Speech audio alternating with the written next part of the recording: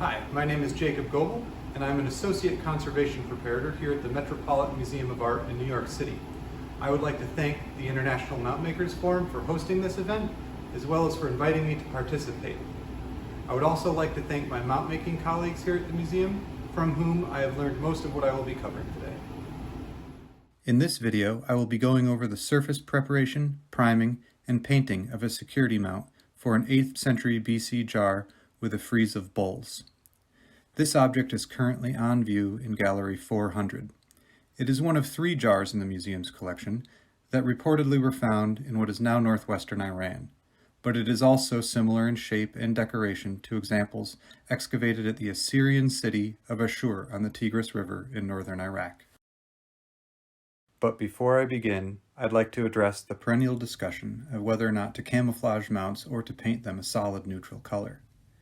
Every institution has a different policy, and as mount makers, we have an obligation to follow precedent within our institutions. At the Met, our policy is to camouflage the mounts. However, it hasn't always been this way, and because the institution is so huge, it is still possible to see mounts on view that represent generations of changing policy. Before I begin painting a mount, there are 2 main things I take into consideration. The first is very straightforward. How much time do I have to paint this? When is the deadline? If the mount is a rush job, or if there's a courier waiting, I may only have enough time to paint the mount a single color. If this is the case, I'll try to choose a color that is closely related to the overall color of the object. The second thing that guides how I proceed is my ability. If the object's surface or imagery is beyond my ability to replicate in a timely manner, I try to come up with a solution that is discreet and won't distract the viewer. The last thing I want to do is attempt to camouflage the mount, only to create a situation where my painting draws attention away from the object. Before painting the mount, it is important to prepare the surface by removing any flux residue or fire scale, which could affect the painted surface. Sandblasting the brass also provides a tooth for the paint to adhere to. If you don't have access to a sandblaster, you can simply use 220 grit sandpaper or similar and lightly go over the surface of the brass before painting. After sanding or sandblasting, it is important to clean the surface of the mount to remove any residual sandblasting medium, and most importantly to remove any oils or dirt which would prevent the paint from fully adhering to the brass.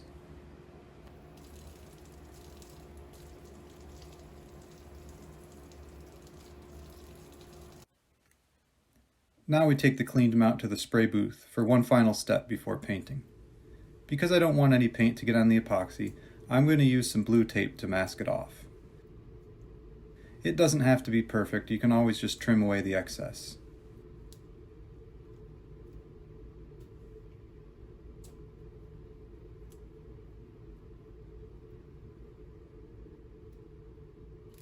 And once I get enough tape on the epoxy, I just use a blade to trim it.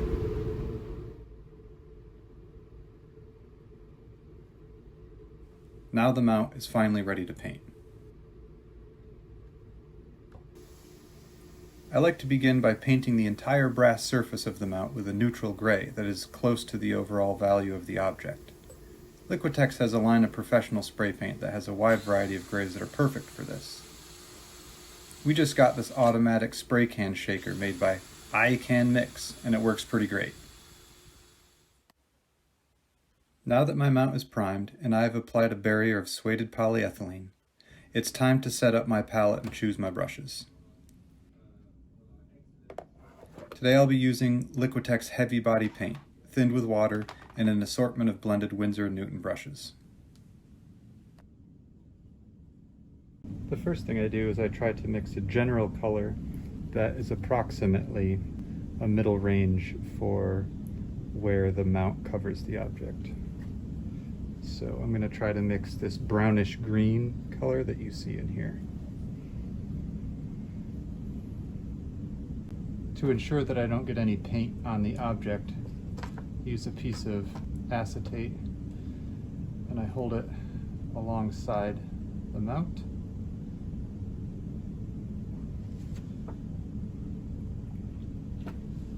think I'm going to add a little bit more brown to that. Color looks a little bright.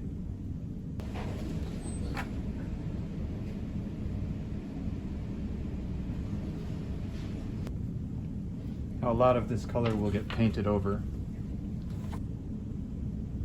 It's simply going to act as an underpainting or a base coat. Since the overall color changes in this area, I'll stop there and mix up another color for the top half. One thing I do to keep the paint from drying out is I'll just drip a bunch of water on it. Since I'm going to be moving on to a different color, more of a brown color, I'm going to leave this for a bit so it doesn't dry out. I just kind of saturate it so I can come back to it and I hopefully won't have to mix it again. Now I'm going to mix a kind of a general brown color.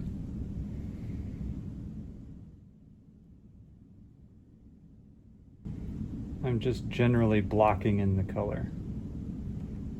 I will come back to this later and refine it.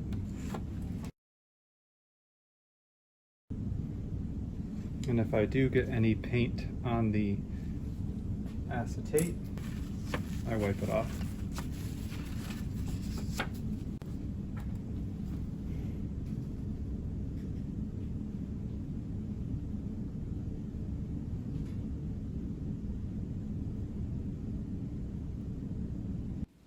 Because this area has a slight physical texture in addition to its visual texture, I am adding some pumice to my paint.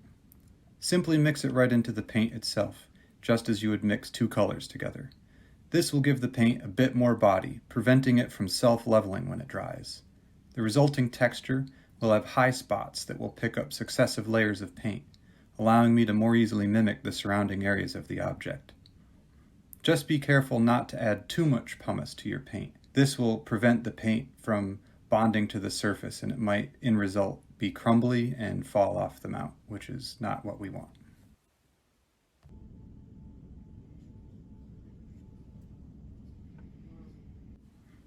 Because these surrounding areas are speckled with an irregular surface, I want to use a stenciling technique by dabbing the end of the brush on the strap.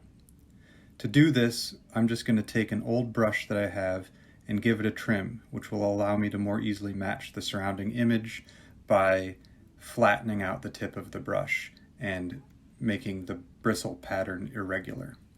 This is why I always keep around my old used brushes, because you can always give them a second life by custom cutting them for whatever project you have in front of you. Because the strap covers a significant portion of the image on the vase, I will carefully mark the strap location with blue tape, making sure to only lightly tack the tape to the surface. Next, I will remove the vase from the mount, making sure to leave the tape in place, and then photograph the part of the vase that is obscured by the mount. I'll print out a photo and use it as a reference.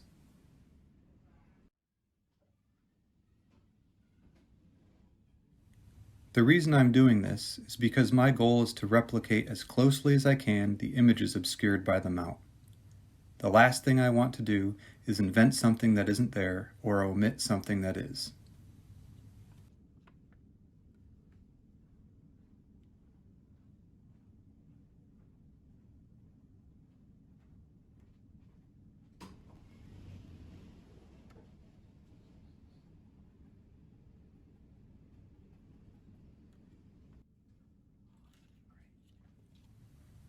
My favorite mount painting trick is also possibly the simplest: finger painting. I find myself using this technique more than most others.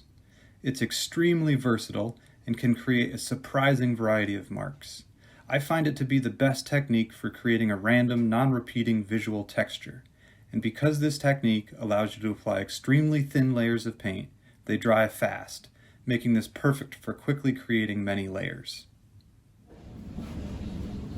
It's hard to see in the video, but the lower portion of this jar has somewhat of a shiny glaze on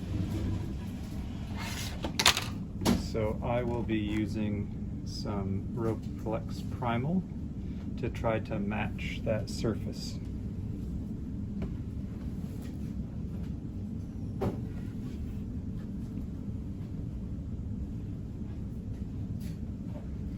And to do that, I find it easiest to remove the object from the mount, since I will be covering the entire strap with that glaze. I also prefer to apply the glaze in multiple thin coats instead of one thick coat. The primal can easily be thinned with just water.